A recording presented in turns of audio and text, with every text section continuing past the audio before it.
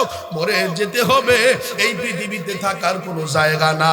এজন্য যদি নেক বেশি করতে না পারো অসুবিধা নাই, কিন্তু গুনাহ করিও না, গুনাহ করিও না, অত্যাচার করিও না, জুলুম করিও না, ডেকসেট বাজাইও না। 1 ঘন্টা 5 ঘন্টা 3 ঘন্টা ডেকসেট বাজাইলে এমন কি হবে? তোমার কারণে এলাকার মুরব্বীরা ঘুমাইতে পারে না, এলাকার কবরবাসী তোমার উপরে গজব দেয়। এ মুসলমান যুবক, যারা চলে গেল তাদের রেখে যাওয়া বাড়ি সম্পদের উপরেই তো তোমরা থাকো, তাইলে বলো না কেন ডেকসেট গান নাচ গান কইরা তাদের কবরের মধ্যে আযাব দাও? পাও ধরে বলে গেলাম, এই সুন্নতের খাতনার অনুষ্ঠান, বিয়ার অনুষ্ঠানে, গায়ে হলুদের অনুষ্ঠানে এই জাতীয় অশ্লীলতা বেহায়াপনা যুবক করিও না। আল্লাহ আমাদের সবাইকে আমল করার তৌফিক দান করুন, বলেন আমিন। ইব্রাহিম নবীর আগুনে ফালাইতে পারে না, এবার ফেরেশতাদেরকে কেমনে সরাবে? নরতুকে আইনা না চাইয়া এবার সবারে সরাইয়া দিল। আল্লাহু আকবার কবীরা। 2 নাম্বার বুদ্ধিদাতা, বুদ্ধি দেয় ইব্রাহিম রে ফালাইতে পারবি না। আল্লাহু আকবার কবীরা। বুদ্ধি কি?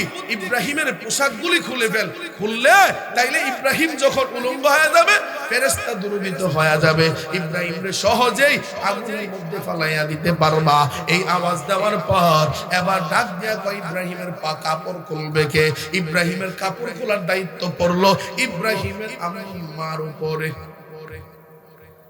এ মুসলমান যুবক, ইব্রাহিমের মা ইব্রাহিমের সামনে যাইয়া হাজির, কাপড় খুলতে গেছে। ইব্রাহিম নবী চোখ বেয়ে টপ টপ করে পানি পড়া আরম্ভ হয়ে যায়। ইব্রাহিম নবী ডাক দিয়ে কই, মা, দুনিয়ার পাড়ার মানুষ মারলে সন্তান দৌড়াইয়া বাবার কাছে যায়, বাবাই যদি আশ্রয় না দেয় সন্তান দৌড়াইয়া মায়ের কাছে যায়। আমি এমন সন্তান, আমার পাড়ার মানুষ, দেশের মানুষ শাস্তি দেয়, আমি আমার বাবার কাছে যাইতে পারি না। আমার বাবা আমার বিরুদ্ধে, আমি আমার মায়ের কাছেও যাইতে পারি না। আমার কপালে তো খারাপ। ও মা, আমারে আগুনে ফালাইতে পারে না পোশাক না খুলিয়া, আমারে আগুনে ফালানোর সহযোগিতা ও মা তুমি আমার পোশাক খুলিয়া করতেছো মা। এর থেকে দুঃখজনক আর কিছুই হতে পারে না। যুবক ভাই, তোমার কাছে আবদার রেখে যাই, অন্যায়ের ন্যায়ের পক্ষে থাকতে গিয়া, অন্যায়ের বিরোধিতা করতে গিয়া, সুদের বিরুদ্ধে দাঁড়াইতে গিয়া, ঘুষের বিরুদ্ধে দাঁড়াইতে গিয়া, টাকা দিয়ে যারা ভোট কিনবে তাদের বিরুদ্ধে দাঁড়াইতে গিয়া, আমার আব্বাও যদি বিরোধিতা করে আব্বার কথা শোনা যাবে না, আম্মাও যদি বিরোধিতা করে আম্মার কথা মানা যাবে না, চাচা চাচি বিরোধিতা করলে তাদের কথাও মানা যাবে না। আল্লাহ আল্লাহর রাসূলকে বেজার করিয়া, লা তাআতা লি মাখলুকিন ফি মাসিয়াতিল খালিক, আল্লাহ আল্লাহর রাসূল সন্তুষ্ট হয় এমন কাজ করা যাবে না। আব্বা আম্মারে বেজার করিয়া, আব্বা আম্মা বেজার হয় হোক, আল্লাহ রাসূল যেন খুশি থাকে। আব্বা আম্মাকে বেজার করি, আব্বা আম্মাকে সন্তুষ্ট করিয়া আল্লাহ আল্লাহর রাসূলকে বেজার করা যাবে না। এই যুবক, ইব্রাহিম নবীর আগুনে ফালায়, আগুনে ফালাইতে দেরি হয়, আমার আল্লাহ দেখে না, দেখে না। কুলনা ইয়া নারু কুনি বারদাও ওয়া সালামান আলা ইব্রাহিম, আমার আল্লাহ আগুনকে এমন আরামদায়ক বানাইয়া দিলেন, ঠান্ডাও না গরমও না। আল্লাহু আকবার। জিবরাইল আমিন ডাক দিয়ে কয়, আপনার কোনো হেল্প লাগবে নি? কয়, যার জন্য আগুনে পড়ি তিনি কি দেখে না? জোরে কি কওয়া যায়? সুবহানাল্লাহ।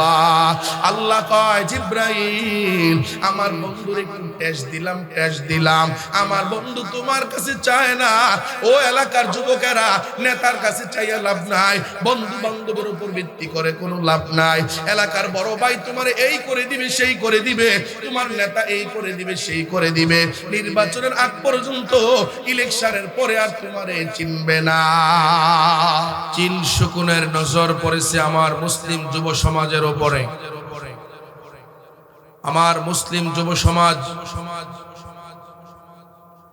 তাদের ঈমানি চেতনা দুর্বৃত্ত করে এদেশের স্বাধীন সার্বভৌমত্ব নষ্ট করে যুবক ভাইদের ঈমানি চেতনা দুর্বৃত করে। ওলিয়া উলিয়া কেরামের দেশ, মসজিদ মাদ্রাসার দেশ, মুসলমানের দেশ। এই মুসলমানের দেশে হিন্দুত্ব মতবাদ, খ্রিস্টীয় মতবাদ, ইহুদি মতবাদ,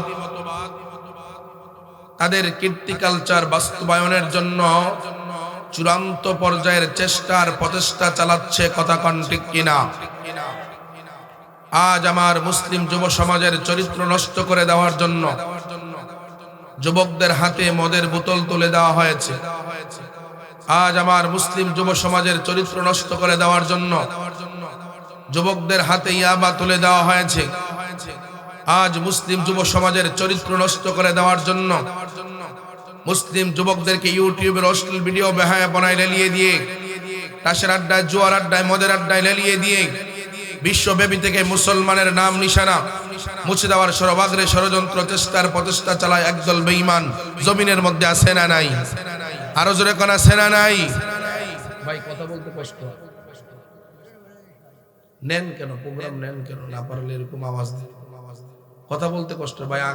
আগামীকাল তো আমি আবার প্রোগ্রাম করতে হবে, বুঝেন না? তো কথা বলতে কষ্ট হচ্ছে। আমি একটু টান দিলেই আমার গলা ভেঙে যাবে।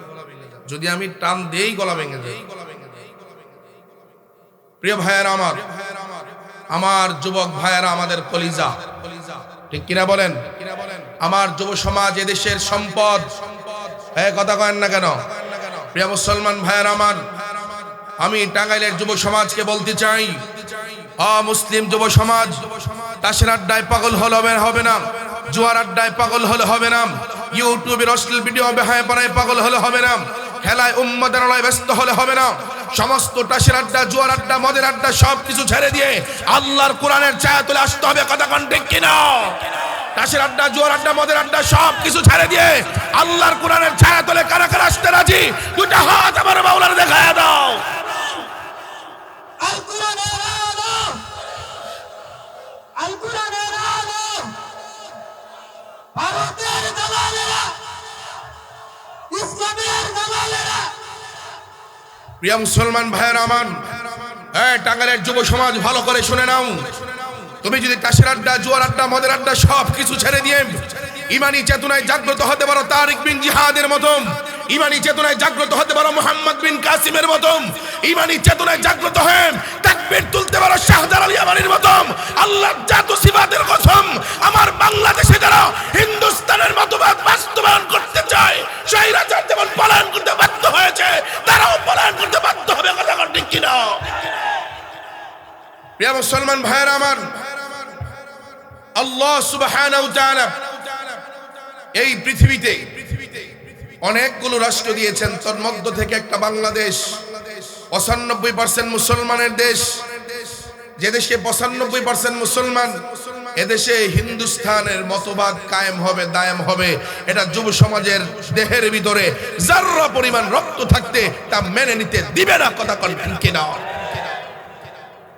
প্রিয় মুসলমান ভাইয়েরা আমার, আপনাদের কাছে আমার প্রশ্ন হলো এই,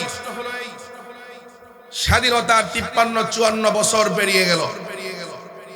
আপনারা রাগ করতেছেন, মনে হয় কষ্ট পাইতেছেন। স্বাধীনতার 53-54 বছর পেরিয়ে গেল। কত দলের পরিবর্তন দেখলাম, নেতার পরিবর্তন দেখলাম, নেত্রীর পরিবর্তন দেখলাম। আপনারা দেখেছেন কিনা জানি না, আল্লাহর জাত সিফাতের কসম করে বলি, এই স্বাধীনতার 53-54 বছরে দলের পরিবর্তন দেখেছি, নেতার পরিবর্তন দেখেছি, নেত্রীর পরিবর্তন দেখেছি, কিন্তু বাংলাদেশের মানুষ নীতির কোনো পরিবর্তন দেখে নাই। কথা কোন ঠিক কিনা? নীতির কোনো পরিবর্তন তারা দেখে নাই। যারাই ক্ষমতায় যায় তারাই শুধু দলের চিন্তা করে, নিজের কর্মীর চিন্তা করে। অন্য দল না খাইয়া মরল, ওদিকে তাকানোর সুযোগ নেই। গরিব কয় টাকা কেজি তেল খায়, আলু খায়, চাল খায়, ওদিকে তাকানোর সুযোগ নাই। এদেশে ক্ষমতায় গিয়ে ব্যবসায়ী ভাইদের থেকে বড় অঙ্কের টাকা নিয়ে ঘুমায় আরাম করে এসি রুমে, আর এরা সিন্ডিকেট করে গরিবের পকেটের টাকা হাতায় নেয়। এদিক দিয়ে বললে 10 টাকা বাড়াইলে 1 টাকা কমাইয়া 9 টাকা করে দেয়। মুসলমান ভাইয়েরা আমার, স্বাধীনতার 53-54 বছরে মানুষ এদের স্বাধীন করেছিল যেই কারণে। আমার দেশের মানুষ বৈষম্যের সম্মুখীন হবে না। মেধা তালিকায় উত্তীর্ণ হওয়া যুবকগুলো তাদের মেধাস্থান যথারীতি তাদের স্থানগুলো তারা ফিরে পাবে। কৃষক তার শ্রমিক অধিকার ন্যায্য অধিকার ফিরে পাবে। অসহায় বিধবা এতিম তার ন্যায্য অধিকার ফিরে পাবে।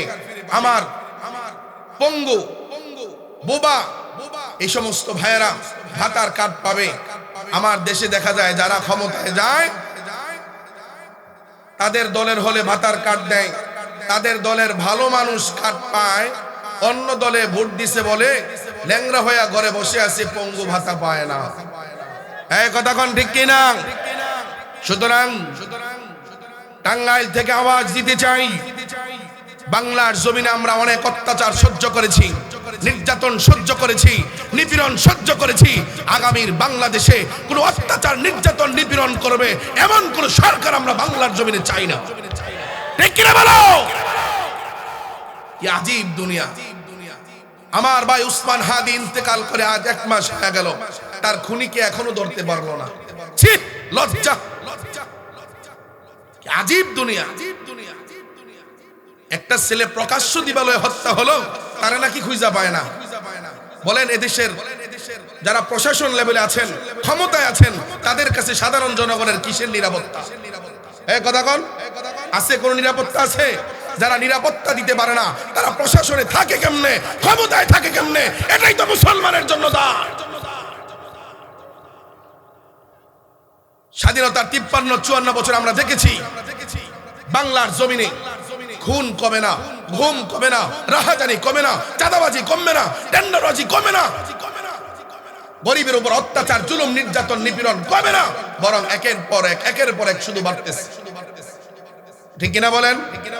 সুতরাং আমরা বলতে চাই আগামীর বাংলাদেশে অত্যাচার জুলুম নির্যাতন নিপীড়ন সাধারণ জনগণের উপর যেন করতে না পারে।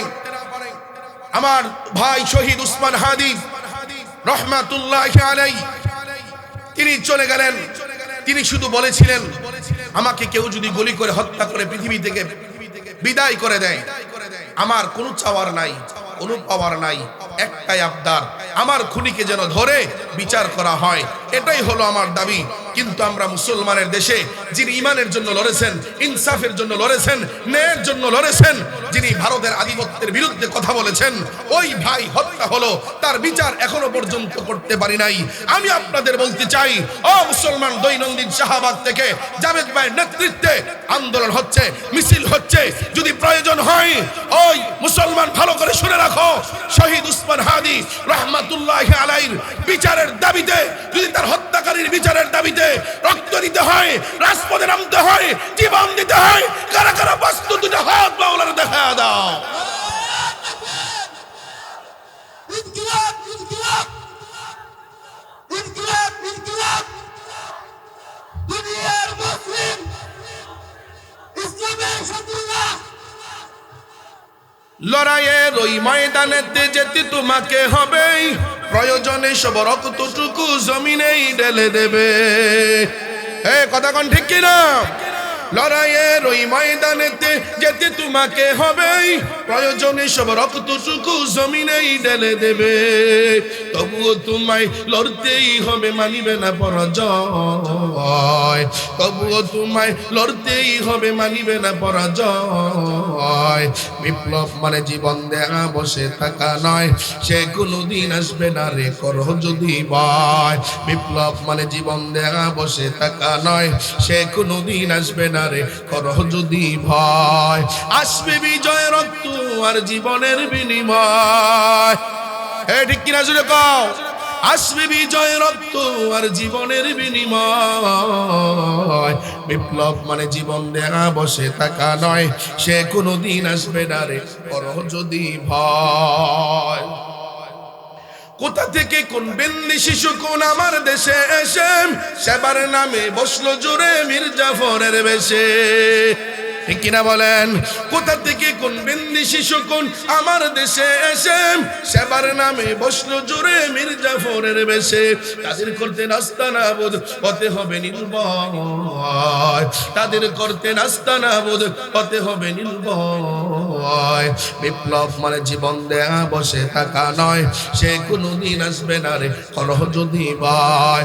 আসবে বিজয় রক্ত আর জীবনের বিনিময়, আসবে বিজয় রক্ত আর জীবনের বিনিময়। বিপ্লব মানে জীবন দেয়া বসে থাকা নয়, সে কোনদিন আসবে না রে করহ যদি ভয়। ইসলামের জন্য ঈমানের জন্য জীবন দিতে প্রস্তুত আছো না যুবক? ঠিক কি রকম? আল্লাহ কবুল ও মঞ্জুর করেন, সকলে করে আমিন। কষ্ট পাইতেছেন, রাগ করতেছেন? আমার স্বাধীন দেশ, আমি কথা বলবো, আমি আমার মতো করে চলবো। বাধা দেওয়ার মতো কে? যারাই বাধা দিয়েছেন আল্লাহর জাত ও সিফাতের কসম, কোরআনের সাথে কোরআন ওয়ালাদের সাথে বেয়াদবি করে মানুষ করতে পেরেছে, টিকতে পারে নাই। কথা কোন ঠিক কিনা? আল্লাহ আমাদের সবাইকে সহি বুঝদান করুন, বলেন আমিন। প্রিয় ভাইয়েরা আমার, আল্লাহ সুবহানাহু ওয়া তাআলা সূরাতুন নিসার 65 নম্বর আয়াত থেকে আমি তিলাওয়াত করেছি।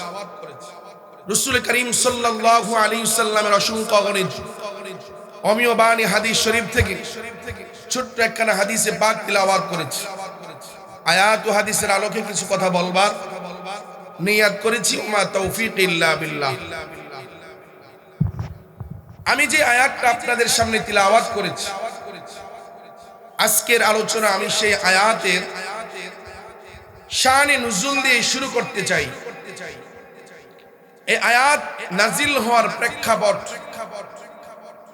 শুনতে রাজি আছেন? রাগ করবেন না তো?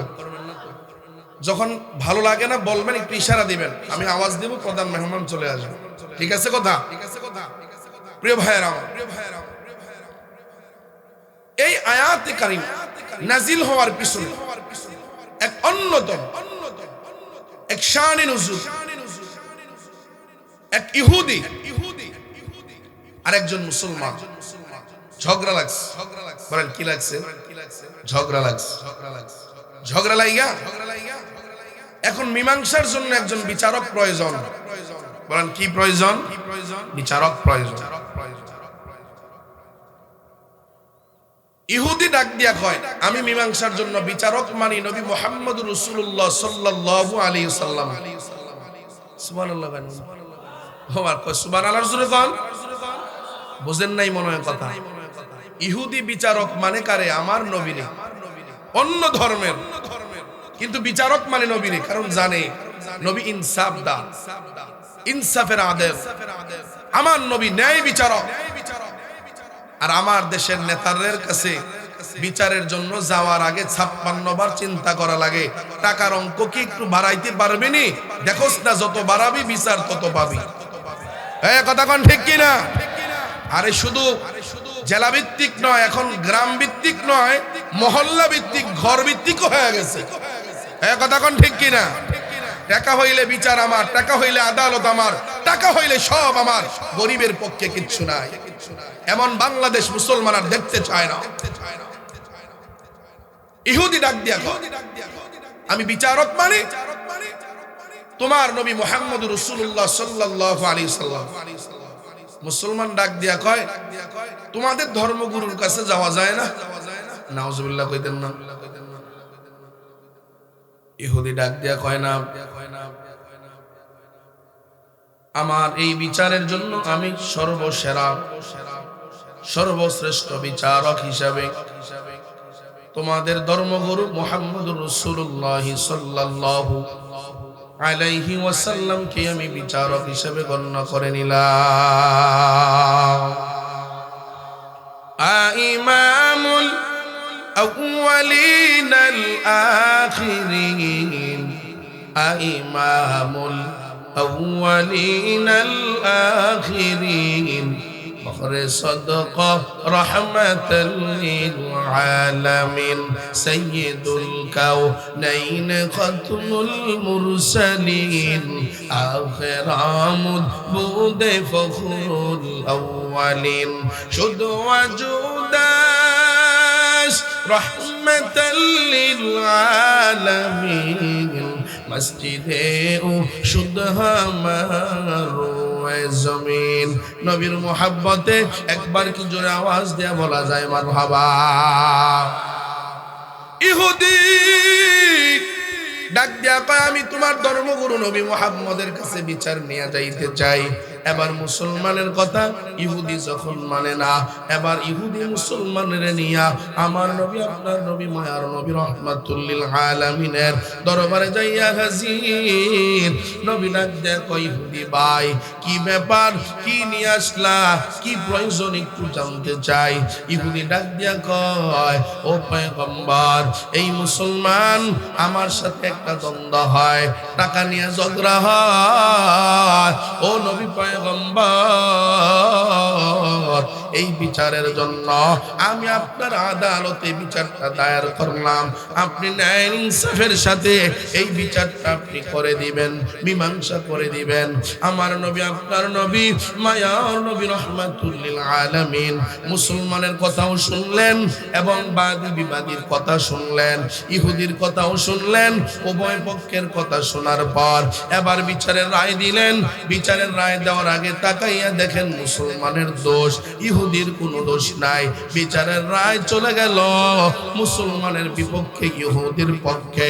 ইহুদি বিচার পাইয়া ইহুদি বড় খুশি, মুসলমান বেজার হয়ে গেছে। নবীর দরবার থেকে বের হইয়া এবার মুসলমান ডাক দিয়া কয় আমি এই বিচার মানি না। নাউজুবিল্লাহ কয় আপনাদের এদিকে মাহফিল হয় না? হয়। সুবহানাল্লাহ আলহামদুলিল্লাহ কোন কোয়া লাগে বুঝেন না বলে? হ্যাঁ নাউজুবিল্লাহ কোন, আলহামদুলিল্লাহ কোন, আল্লাহু আকবার কোন। মুসলমান নবীর বিচার মানে না, জোরে কোন। ইহুদি নবীর বিচার মানে, মুসলমান নবীর বিচার মানে না।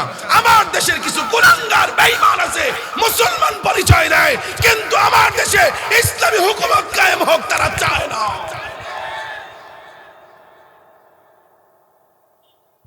মুসলমান ডাক দিয়া কয় আমি বিচার মানি না। তো বিচার না মানলে কি? জজকোর্টের বিচার মানি না, আপিল করো হাইকোর্ট, সানি বিচার হবে, সানি বিচার। এবার মুসলমান ডাক দিয়া কয় আমি সানি করাইতে চাই, এ বিচার মানি না। ইহুদি ডাক দিয়া কয় কার কাছে যাইবা? কত ধর্মের গুরুর কাছে। কয় না হবে না, আমি এটা মানি না। কয় ঠিক আছে তাইলে চলো ওমরের কাছে যাই, কারণ ওমর একটু ভিন্ন ধর্মদেরকে বেশি দেখতে পারে না, গরম হয়তো বিচারটা আমি পাবো। এটা মুসলমানের মনের ধারণা, মুসলমান ব্যক্তির মনের ধারণা। মুসলমান ইহুদি নবীর বিচার পাইয়া ইহুদি খুশি, মুসলমান বেজার। মুসলমান যখন বিচার পায় না, বিচারের সানি করাইতে হযরতে ওমরের দরবারে হাজির। এই কথা আমার আব্বাজানের বানানো গল্প, কিচ্ছা কাহিনী নয়, আমার পীর সাহেবের বলা কোনো গল্প নয়। যে আয়াতে কারিমা আপনাদের সামনে তিলাওয়াত করলাম, এই আয়াতে কারিমার শানে নজুল। আল্লাহু আকবার। ইহুদি মুসলমান বিচার সানি করাইতে হযরত ওমরের দরবারে হাজির।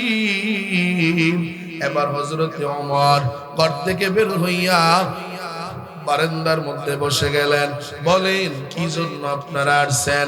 ইহুদি মুসলমান ডাক দিয়া কয় আমরা একটা বিচার সানি করাইতে আসছি। তাই বলে হ্যাঁ।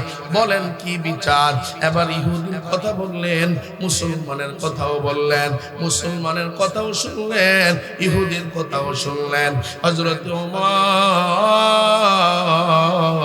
মুসলমান ইহুদির কথা শোনার পর ডাক দিয়া বলে এই বিচার কি আপনারা অন্য কারো কাছে দিয়েছিলেন কিনা? মুসলমান ডাক দিয়া কয়, হা হা হা, আমাদের নবী মুহাম্মদুর রাসূলুল্লাহ সাল্লাল্লাহু আলাইহি ওয়াসাল্লামের দরবারে দেওয়া হয়েছিল। মুহাম্মদের বিচার তোমার পছন্দ হয় না? হযরত ওমরের প্রশ্নের জবাব দিয়ে ডাক দিয়া কয়, না আল্লাহর নবী, আমার বিচার আমার পক্ষে দেয় নাই, রায় দিয়েছে ইহুদির পক্ষে, আমার বিপক্ষে। হযরত ওমর ডাক দিয়া কয়, নবীর বিচার আবার সানি করাইতে আসছো তাই বলে? হ্যাঁ, আমি ওমরের কাছে কি জন্যই আসছো? এবার মুসলমান ডাক দিয়া কয়, হ্যাঁ, নবীর বিচার আমি মানি না, আপনার দরবারে সানি করাইতে আসছি। হযরত ওমর ডাক দিয়া কয়, ঠিক আছে, অসুবিধা নাই, আমি আবার এই বিষয়গুলো একটু ভালো পারি, তুমি একটু বসো, আমি একটু ঘর থেকে আসতেছি। একবার কি জোরে চিল্লায় বলা যায় আল্লাহু আকবার? হযরত ওমর ঘরের মধ্যে যাইয়া লাঙ্গা একটা তরবারি নিয়া তরবারিটা আইনা খাপ থেকে খুলিয়া এক কূপে মুসলমানের গর্দানটা আলাদা করে দেয়। আরে মুসলমান ভাইরা আমার, ইহুদি অবাক হয়ে গেছে, কাজ করলো। ওই মুসলমানের এখনো আত্মীয় স্বজন অনেকেরা মুসলমান হয় নাই, এরা মুহাম্মদের কাছে বিচার দাবি করলো, কেসাস দাবি করলো।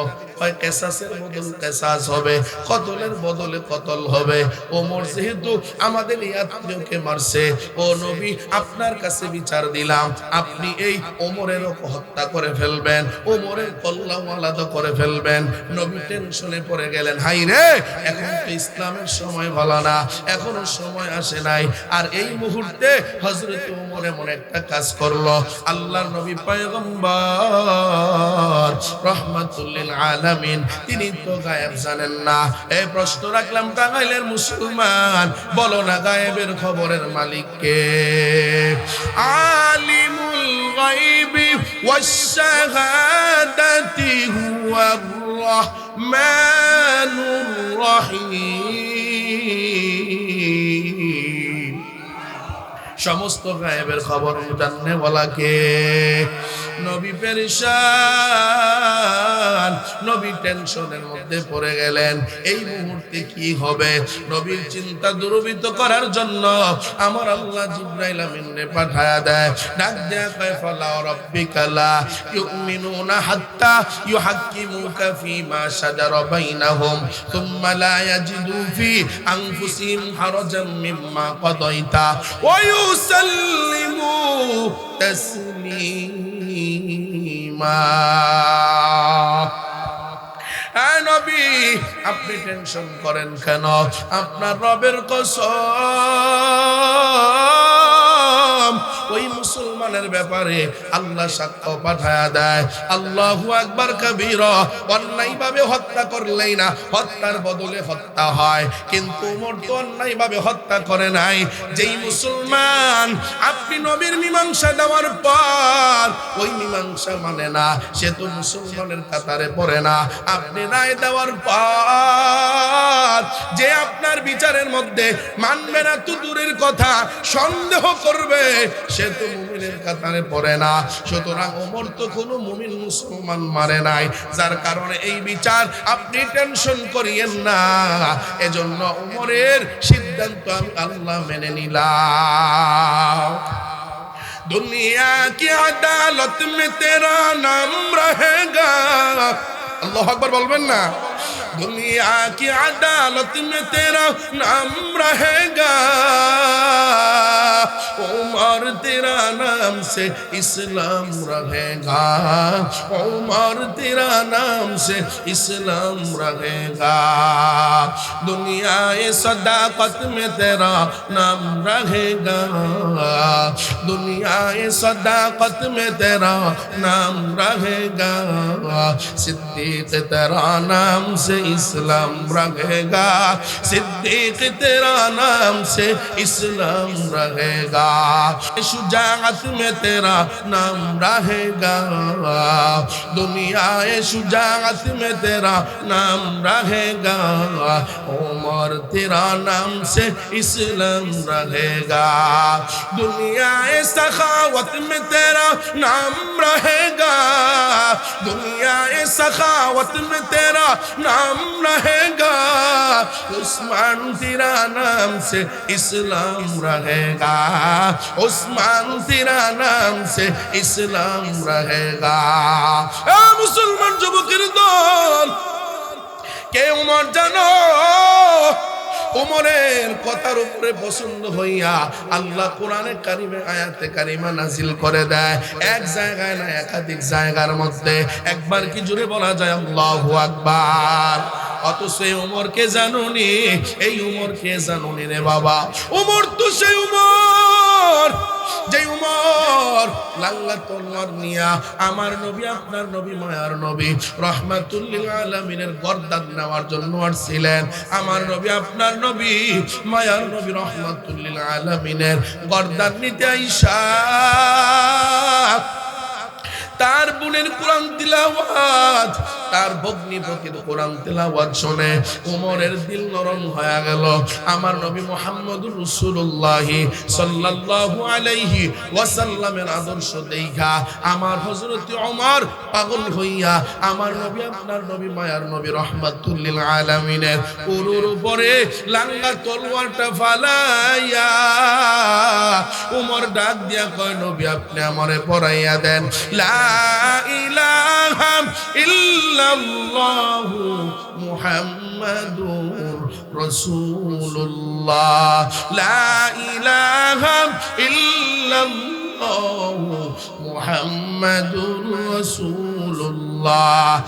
যুবকের দল, মদিনাওয়ালা নবীর আদর্শ মানতে মন চায় না, কোরআনের কাছে যাইতে মন চায় না, কোরআনওয়ালাদের কাছে যাইতে মন চায় না, কোরআনকে রাষ্ট্রের সংবিধান বানাইতে মন চায় না। অথচ এই জমিনের মধ্যে তাকাইয়া দেখ, এই বাংলাদেশ স্বাধীন দেশের 53-54 বছর হয়ে গেল, আমার বাংলাদেশের মানুষ এখনো পর্যন্ত শান্তি কি জিনিস পায় নাই, ন্যায় নীতি কি জিনিস পায় নাই, আদালতে ন্যায় নীতি নাই, ওই জজ কোর্টে ন্যায় নীতি নাই, ভূমি অফিসে ন্যায় নীতি নাই, ওই যে নির্বাচন কমিশন অফিসের মধ্যে ন্যায় নীতি নাই। 24 ঘন্টার মধ্যে আইডি কার্ড হয়, 72 ঘন্টার মধ্যে আইডি কার্ড হয়, ভুল হলে 24 ঘন্টায় সংশোধন হয়। আর আমার তোমার আইডি কার্ড বানাইতে 6 মাস লাগে, আর ভুল হইলে তো 6 বছর গইরাও পাওয়া যায় না।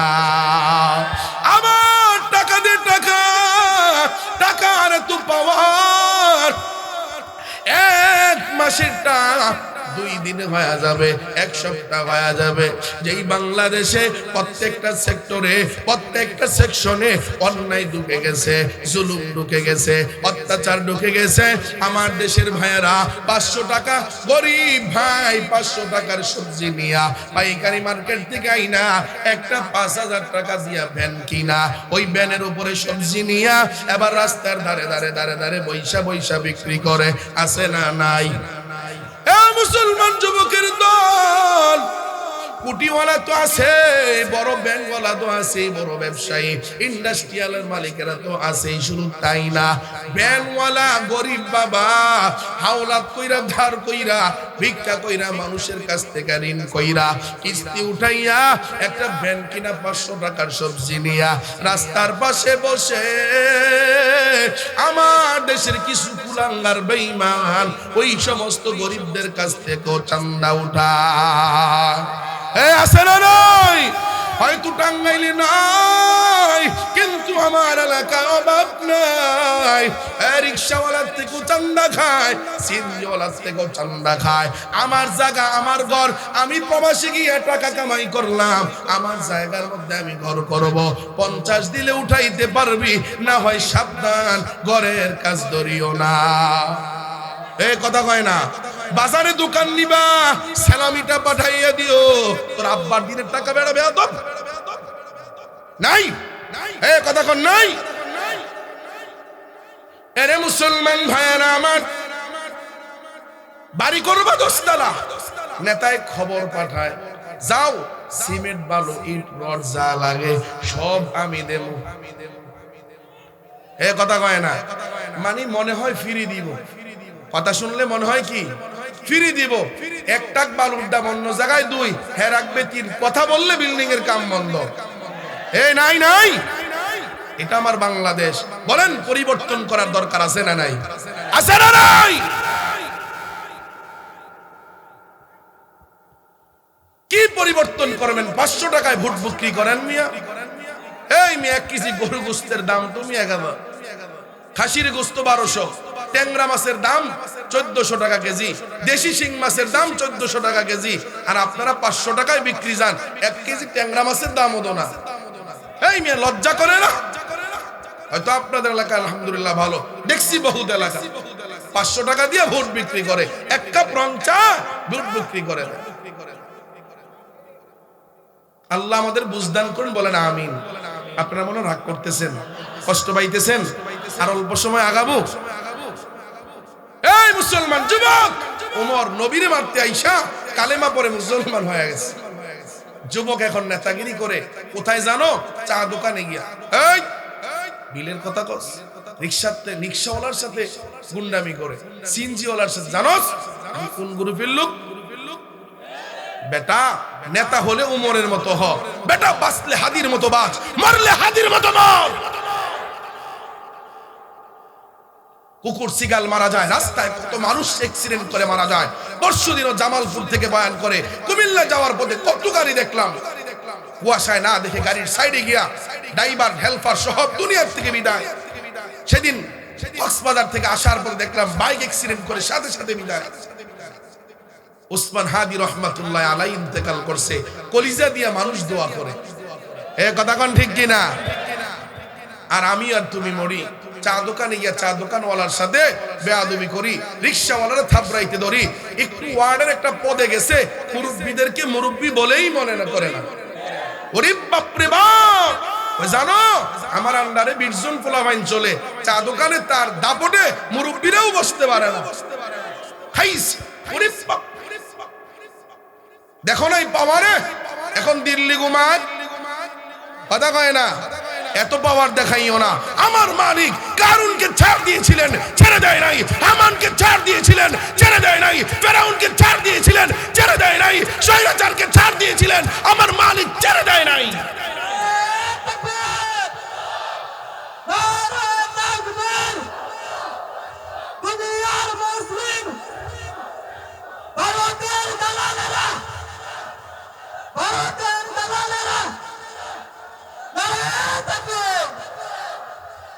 আরেক দল বেঈমান আছে।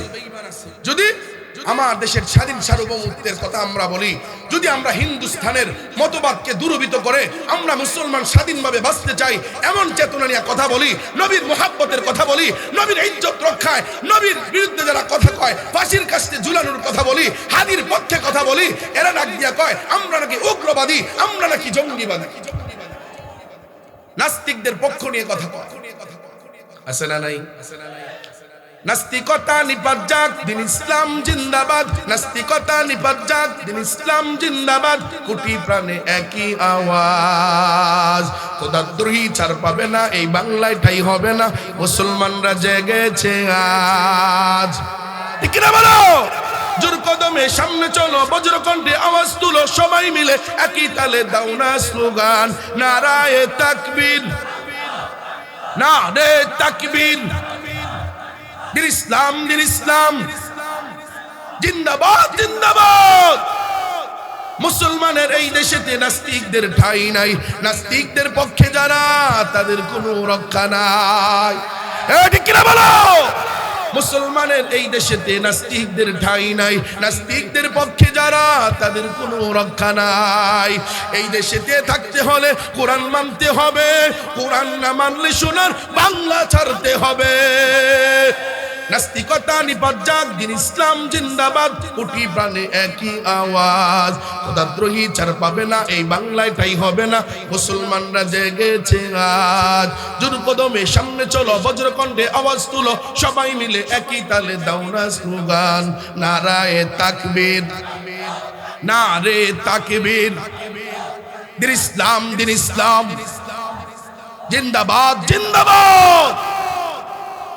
এ মুসলমান যুবকের দল, আমার দেশে মেম্বার হওয়ার আগেই, চেয়ারম্যান হওয়ার আগেই, এমপি হওয়ার আগেই, মন্ত্রী হওয়ার আগেই ক্যালকুলেশন করে কত খরচ হয় ও বিবি সাহেব একটু লিখে রাখিও।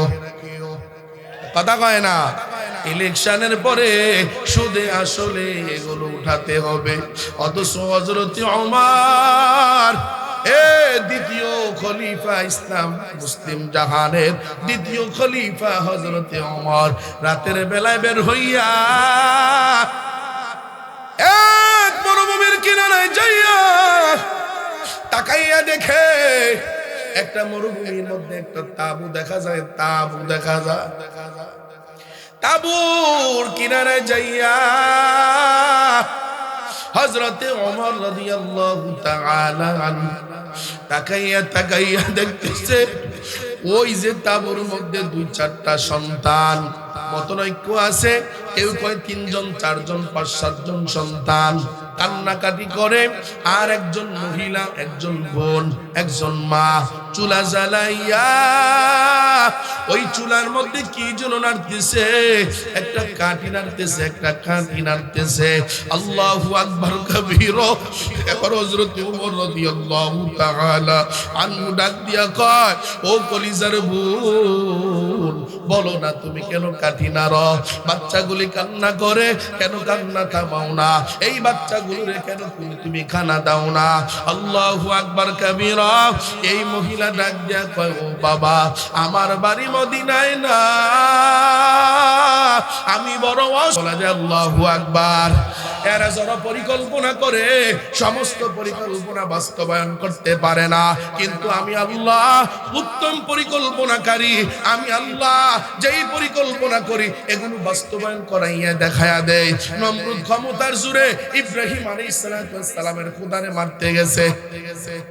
ইব্রাহিম নমরুদের খোদা মানে না।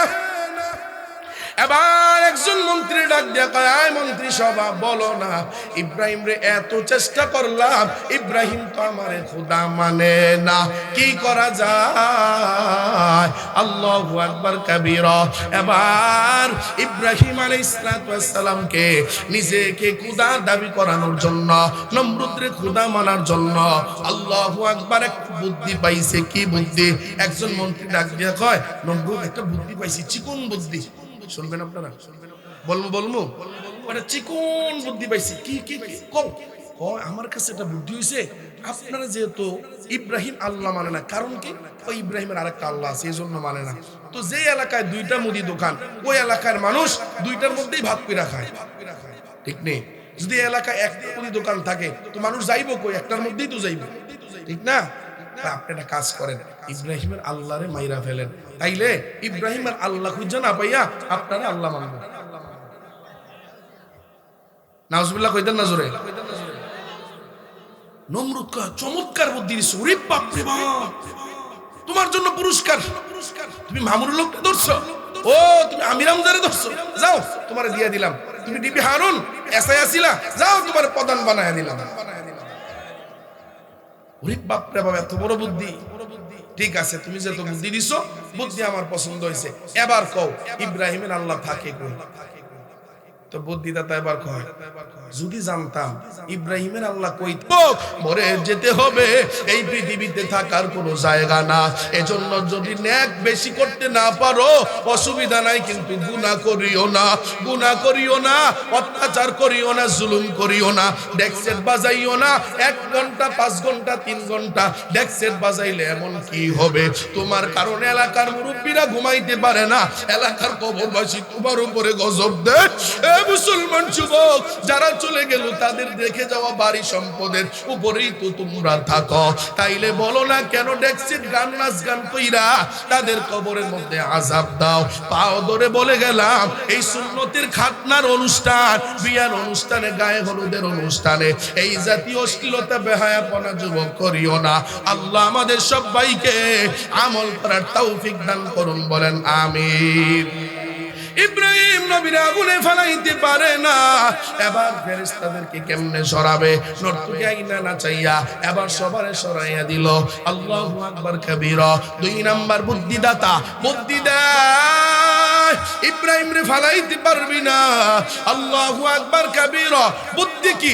ইব্রাহিমের পোশাকগুলি খুলে ফেল। খুললে তাইলে ইব্রাহিম যখন উলঙ্গ হয়ে যাবে ফেরেশতা দুর্বৃত্ত হয়ে যাবে, ইব্রাহিম রে সহজেই আগুনের মধ্যে ফালাইয়া দিতে পারবা। এই আওয়াজ দেওয়ার পর এবার ডাক দিয়া কয় ইব্রাহিমের কাপড় খুলবে কে? ইব্রাহিমের কাপড় খোলার দায়িত্ব পড়লো ইব্রাহিমের আম্মার উপরে। এ মুসলমান যুবক, ইব্রাহিমের মা ইব্রাহিমের সামনে যাইয়া হাজির, কাপড় খুলতে গেছে। ইব্রাহিম নবী চোখ বেয়ে টপ টপ করে পানি পড়া আরম্ভ হয়ে যায়। ইব্রাহিম নবী ডাক দিয়ে কই মা, দুনিয়ার পাড়ার মানুষ মারলে সন্তান দৌড়াইয়া বাবার কাছে যায়, বাবাই যদি আশ্রয় না দেয় সন্তান দৌড়াইয়া মায়ের কাছে যায়। আমি এমন সন্তান, আমার পাড়ার মানুষ দেশের মানুষ শাস্তি দেয়, আমি আমার বাবার কাছেও যাইতে পারি না। আমার বাবা আমার বিরুদ্ধে, আমি আমার মায়ের কাছেও যাইতে পারি না। আমার কপালে তো খারাপ। ও মা, আমারে আগুনে ফালাইতে পারে না পোশাক না খুলিয়া, আমারে আগুনে ফালানোর সহযোগিতা ও মা তুমি আমার পোশাক খুলিয়া করতেছো মা। এর থেকে দুঃখজনক আর কিছুই হতে পারে না। যুবক ভাই, তোমার কাছে আবদার রেখে যাই, অন্যায়ের ন্যায়ের পক্ষে থাকতে গিয়া, অন্যায়ের বিরোধিতা করতে গিয়া, সুদের বিরুদ্ধে দাঁড়াইতে গিয়া, ঘুষের বিরুদ্ধে দাঁড়াইতে গিয়া, টাকা দিয়ে যারা ভোট কিনবে তাদের বিরুদ্ধে দাঁড়াইতে গিয়া, আমার আব্বাও যদি বিরোধিতা করে আব্বার কথা শোনা যাবে না, আম্মাও যদি বিরোধিতা করে আম্মার কথা মানা যাবে না, চাচা চাচি বিরোধিতা করলে তাদের কথাও মানা যাবে না। আল্লাহ আল্লাহ রসুলকে বেজার করিয়া, লা তাআতা লি মাখলুকিন ফি মাসিয়াতিল খালিক, আল্লাহ আল্লাহ রসুল সন্তুষ্ট হয় এমন কাজ করা যাবে না। আব্বা আম্মারে বেজার করিয়া, আব্বা আম্মা বেজার হয় হোক, আল্লাহ রসুল যেন খুশি থাকে। আব্বা আম্মাকে বেজার করি, আব্বা আম্মাকে সন্তুষ্ট করিয়া আল্লাহ আল্লাহ রসুলকে বেজার করা যাবে না। এই যুবক, ইব্রাহিম নবীর আগুনে ফালায়, আগুনে ফালাইতে দেরি হয়, আমার আল্লাহ দেখে না, দেখে না। কুলনা ইয়া নারু কুনি বারদাও ওয়া সালামান আলা ইব্রাহিম, আমার আল্লাহ আগুনকে এমন আরামদায়ক বানাইয়া দিলেন, ঠান্ডাও না গরমও না। আল্লাহু আকবার। জিবরাইল আমিন ডাক দিয়ে কয় আপনার কোনো হেল্প লাগবে নি। কয় যার জন্য আগুনে পড়ি তিনি কি দেখে না? জোরে কি কওয়া যায়? সুবহানাল্লাহ। আল্লাহ কয় জিবরাইল, আমার বন্ধুর একটু টেস্ট দিলাম, টেস্ট দিলাম। আমার বন্ধু তোমার কাছে চায় না। ও এলাকার যুবকেরা, নেতার কাছে চাইয়া লাভ নাই, বন্ধু বান্ধবের উপর ভিত্তি করে কোনো লাভ নাই। এলাকার বড় ভাই তোমার এই করে দিবে, সেই করে দিবে, তোমার নেতা এই করে দিবে, সেই করে দিবে। নির্বাচনের আগ পর্যন্ত, ইলেকশনের পরে আর তোমারে চিনবে না। এজন্য বলো, আমার তোমার যত চাহিদা চাইবো কার কাছে? আরো জোরে কোন কার কাছে? আল্লাহ রেখে একবার জোরে ডাক দেওয়া যায় আল্লাহ, আরো জোরে কও না আল্লাহ। আমার দেশের মধ্যে মুসলমান রাষ্ট্র ক্ষমতায় গেলে বাড়ি হয়ে যায়, গাড়ি হয়ে যায়, কোটি টাকার মালিক হয়ে যায়। হযরত ওমর মিম্বারে খুতবা দেয়, মুসলমান এখন তো আমার দেশের মেম্বার চেয়ারম্যান রে কিচ্ছু পাওয়া যায় না, একটা কথা জিগানো যায় না। আমার ভাষা বুঝেননি আপনারা? নামটা যে খালি মাঠে গইল দিয়ে গেলাম, বুঝেন? বুঝেন?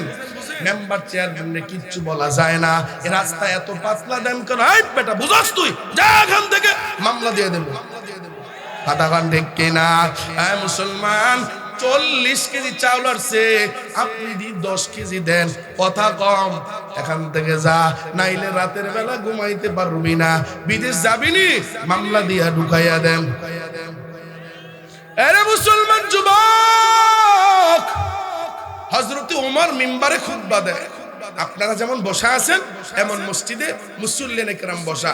একজন সাধারণ সাহাবী ডাক দিয়া কয়, ওমর খুতবা বন্ধ করেন। সুবহানাল্লাহ কইতেন না? রাষ্ট্র ক্ষমতায় প্রেসিডেন্ট অর্থ জাহানের খলিফা ওমর খুতবা দেয়, আর এদিক দিয়ে একজন সাধারণ সাহাবী ডাক দিয়ে কয়, ওমর খুতবা বন্ধ করেন।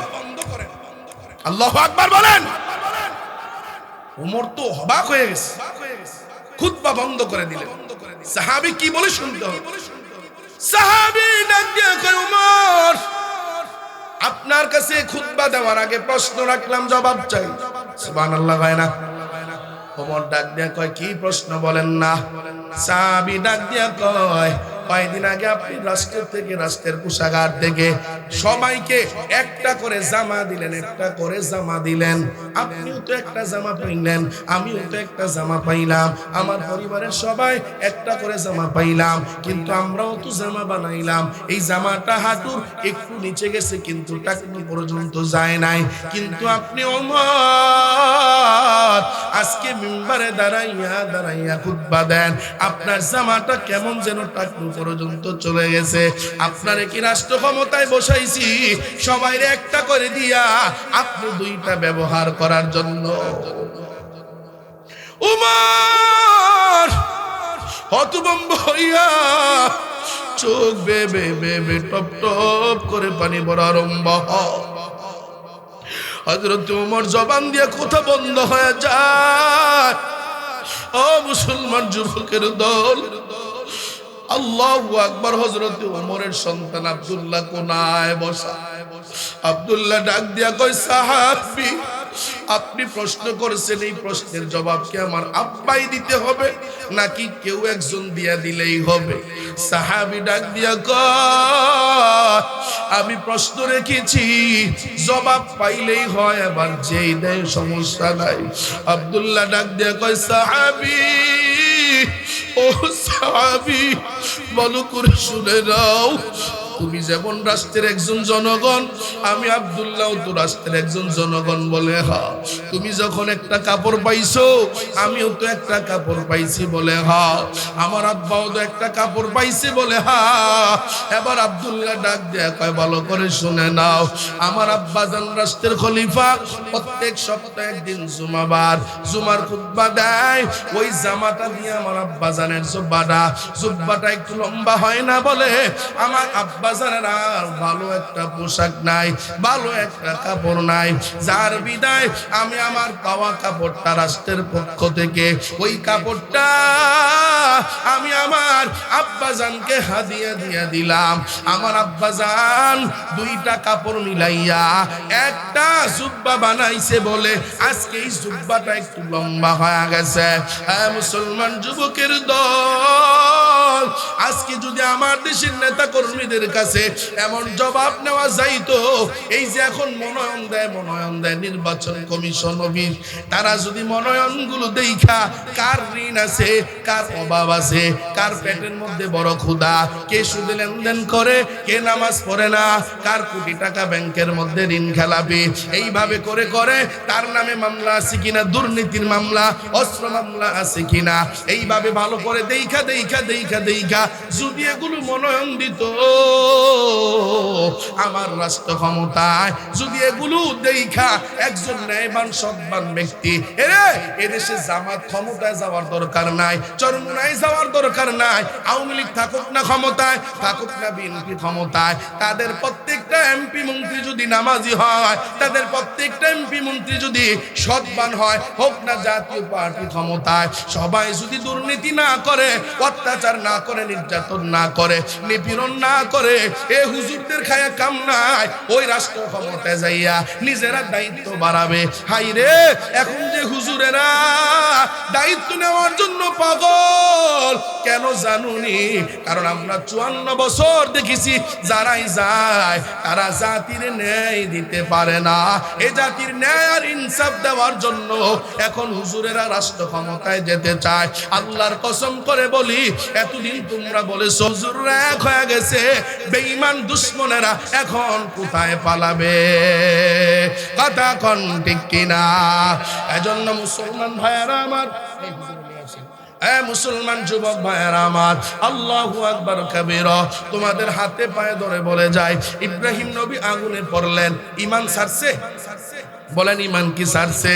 জিকির করতেন ইব্রাহিম নবী, নমরুদ তাহার আগুনে ফেলি,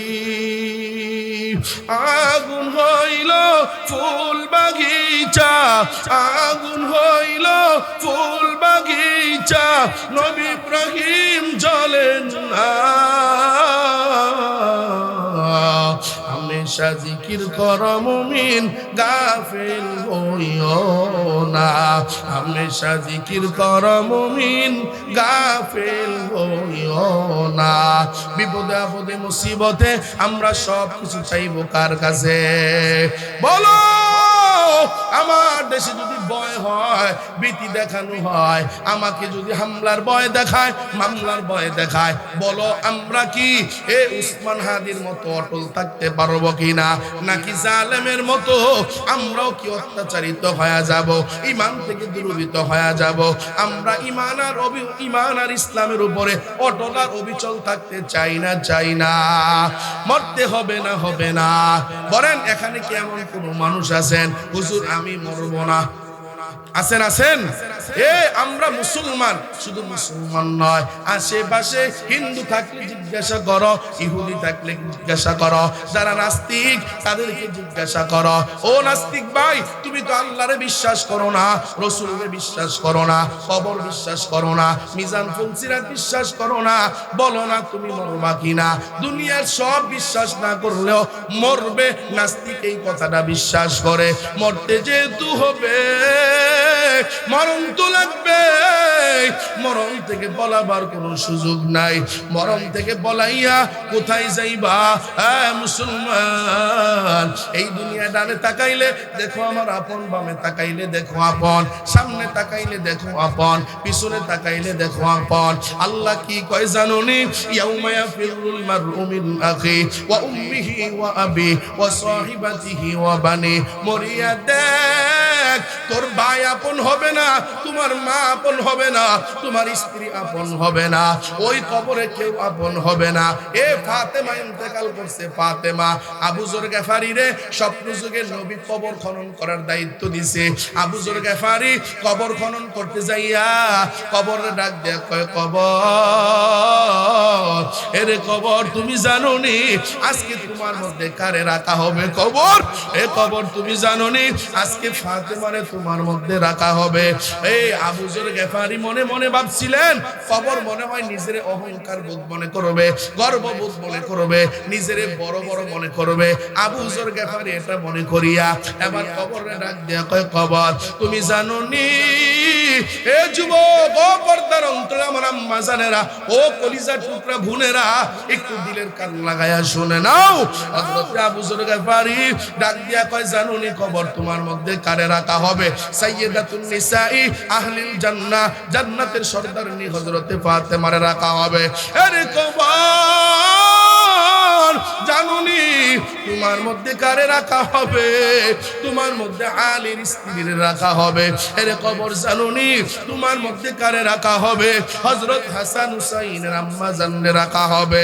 আরে কবর জানুনি তোমার মধ্যে কারে রাখা হবে? নবী মুহাম্মদুর রাসূলুল্লাহ সাল্লাল্লাহু আলাইহি ওয়াসাল্লামের কলিজার টুকরা মেয়ে ফাতেমারে রাখা হবে। আল্লাহর কুদরতি ভাবে কবরের জবানটা খুলে দেওয়া হলো। এবার কবরের মাটি কথা কয়, কবরের মাটি আবু যর গেফারিরে ডাক দিয়া কয়, আবু যর গেফারি, ও আবু যর গেফারি, আমি কবরের কাছে ফাতেমার পরিচয় দিয়া লাভ নাই, হাসান হুসাইনের পরিচয় দিয়া লাভ নাই, আলীর পরিচয় দিয়া লাভ নাই, জান্নাতের সরদারনির পরিচয় দিয়া লাভ নাই। কারণ আমি কবর ফাতেমারে চিনি না, আমি কবর হাসান হুসাইনরে চিনি না, আমি কবর আলীরে চিনি না, আমি কবর ফাতেমারে চিনি না। আমি কবর কেমন ভাবে বানানো হয়েছে আমি কবর শুধুমাত্র চিনি হলো আমল আমল, আমি কবর আমল ছাড়া আর কিছু চিনি না। আমার মধ্যে যারা আমল নিয়ে আসবে তাদের সাথে আমি ভালো আচরণ করি, আর যারা আমার কাছে গুনাহ নিয়ে আসবে, আল কবরু ইম্মা রাউদাতুম মিন রিয়াদিল জান্নাহ আও হুফরাতুম মিন হুফারিন নার। গুনাহ নিয়ে আসলে আমি জাহান্নামের বাগান হয়ে যায়, আর নেক নিয়ে আসলে আমি জান্নাতের বাগান হয়ে যায়। নবী ডাক দিয়া কয় ইয়াত্তাবিউল মাইতা সালাসা। এই আমি আর আপনি মরমুনি, সবাই কননি এটা মরমু। নবী কি কয় শেষ হাদিস, ইয়াত্তাবিউল মাইতা সালাসা। আল্লাহু আকবার। আল্লাহর নবী ডাক দিয়া কয় ইয়াত্তাবিউল মাইতা সালাসা। এ টাঙ্গাইল কুলে কালি হাতির মুসলমান শুনো, আমি আর তুমি যখন মারা যাব, কবরের দিকে নেওয়া হবে, আমার আর তোমার সাথে তিনটা জিনিস যাবে। প্রশ্ন রাখলাম, জবাব চাই। আমি আর তুমি মারা যাওয়ার পর কবরের দিকে কয়টা জিনিস যাবে? এক নাম্বার আল আহাল, তোমার পরিবার পরিজন যাবে। দুই নাম্বার ওয়াল মাল, আমাদের মাল যাবে। তিন নাম্বার ওয়াল আমাল, আমাদের আমল যাবে। ইয়ারজিউ ইসনান, নবী ডাক দিয়া কয় তিন জিনিস যাবে, দুইটা জিনিস ফিরে আসবে। এক নাম্বার ইয়ারজিউল মাল, তোমার যে মাল যাবে ওই মাল ফিরে আসবে। ওয়ায়ারজিউল আহাল, এ মুসলমান তোমার পরিবার পরিজন যারা তোমার এখন আপন কয়, তোমার টাকার উপরে যাদের ক্ষোভ, সবাই তো স্বার্থের জন্য পাগল, সবাই স্বার্থের জন্য পাগল। এই প্রবাসে থাকে সন্তান, বোনে ফোন দেয়, ভাইয়ে ফোন দেয়, আম্মাই ফোন দেয়, আব্বাই ফোন দেয়, আত্মীয় স্বজন ফোন দেয়, যারে চিনি না তেও ফোন দেয়, এলাকার সবাই ফোন দেয়। কামাই না থাকলে কেউ খবর নেয় না। কথা কন ঠিক কিনা? খাওয়াইতে পারলে মায়ের কাছে ভালা, খাওয়াইতে পারলে বাবার কাছে ভালা, না খাওয়াইতে পারলে মা বাবার কাছেও ভালো থাকা যায় না। সন্তান প্রবাসী থাকিয়া থাকিয়া কষ্ট মুজাহাদা করে করে করে করে মাথার গাম পায়ে ফালাইয়া ঈদের দিনও পর্যন্ত কাজ করে। আব্বা আম্মা ফোন দিলে কয় খাসির গোশত দিয়া খায়, হারাম ওদিক দিয়া ডিউটির মধ্যে ঘুরে। আল্লাহু আকবার কাবীরা, অসুস্থ শরীর নিয়ে ডিউটির মধ্যে যায়। আমার পরিচিত ব্যক্তি আজকে 28 বছর ধরে বিদেশ করে, পাও তার 3-4 বার অপারেশন করাইছে, এরপরেও বান্দা বিদেশ ছাড়ে না। পরিবার পরিবার পরিবার পরিবার, মা বাবা স্ত্রী সন্তান। এ যুবক ভাই, এ তোমার পাও ধরে বলি ভালো করে শুনিয়ে নিও। তোমার ভাই তোমারে মুহাব্বত করে স্বার্থের কারণে, তোমার বোন মুহাব্বত করে স্বার্থের বিনিময়। ওই ভাই 25-30 বছর ধরে বিদেশ কইরা যখন দেশে আসে ধরা খাইয়া, এখন টাকা নাই পয়সা নাই, ছোট ছেলে নতুন করে কামাই করা আরম্ভ করেছে। এখন আর বড় ছেলের দিকে তাকায় না, যে কামাই করে তার দিকে পরিবারের নজর আছে না নাই? এরা মুসলমান যুবক, আমার দেশের প্রবাসী ছেলেরা, এটা তো আমাদের গর্ব, আমাদের অহংকার। আল্লাহ পাক আমাকেও এই নগণ্য গোলামকে ওই মক্কা মদিনা তাওয়াফ করার জন্য আল্লাহ নিয়েছিলেন। আমি দেখেছি ওই তায়েফের ময়দানে যাইয়া, আমরা যখন ইহরাম বাঁধতে গিয়েছিলাম ওই তায়েফের ময়দানে, তাকাই একজন বান্দাকে জিজ্ঞাসা করলাম বাড়ি কই? কয় কুমিল্লা ব্রাহ্মণবাড়িয়া। কি ব্যাপার বাড়ি যাও না? বাড়ি কয়দিন ধরে যাও না?